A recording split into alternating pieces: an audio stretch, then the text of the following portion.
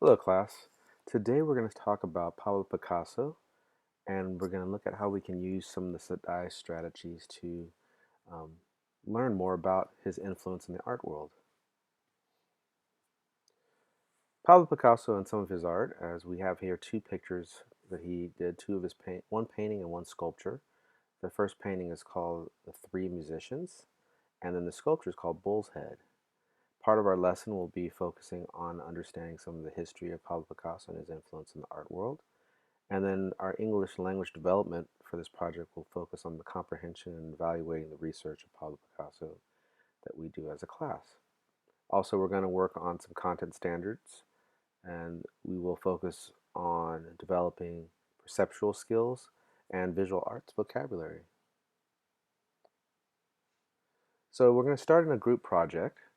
We're going to work together and look at the Spanish world and how Pablo Picasso influenced the Spanish world and what their thoughts were of his art, what he was famous for. And then the lesson will be using some of the Spanish speakers will be put into a group with English speakers as well, and we will work on talking about Pablo's artwork and how it was received around the world, especially in the Spanish community. This will be a 2-day project. We'll have some research on the first day, working together to prepare a presentation on that first day.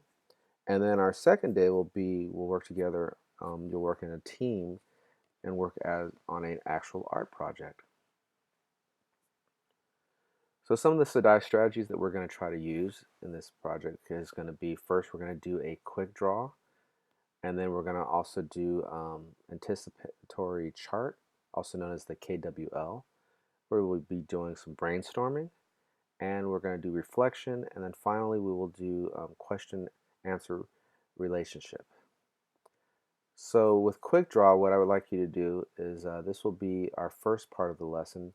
I want you to work on drawing something that reminds you of Pablo Picasso, what you think of when you first hear Pablo Picasso's name and his type of art. Good example here of one of his pieces here is Les Demoiselles d'Avignon, which is the Young Ladies of Avignon. Then we're going to work on our KWL, or anticipatory chart. This will help us, especially in our groups. I want you guys to talk about what areas of Pablo Picasso's art do you know a lot about, and then I want you to talk about what you would like to learn more about as far as Pablo Picasso. And then finally, after we finish everything, we're going to talk about what we did learn about him and his projects. This picture here is called Head. It's a sculpture piece that's found in Chicago. A very large piece that Pablo Picasso did, that if you ever have a chance to see it, visit Chicago and take a look. It's a really beautiful piece. So once you're in your groups, you're also going to do some brainstorming. This is a great area to focus on how you want to do your work as a group, what kind of things you might want to do as a project. This is where you also have an open discussion about Pablo Picasso, so it'll help you in your research area. So brainstorm about how you want to go about doing your research. And then with the brainstorming, there can also be a time for sharing in the group and kind of figuring out what everyone's background is and what they understand about what they can do and what they're strong in. And then students can also apply this um, to the talking part of their project for the presentation, how they want to do that.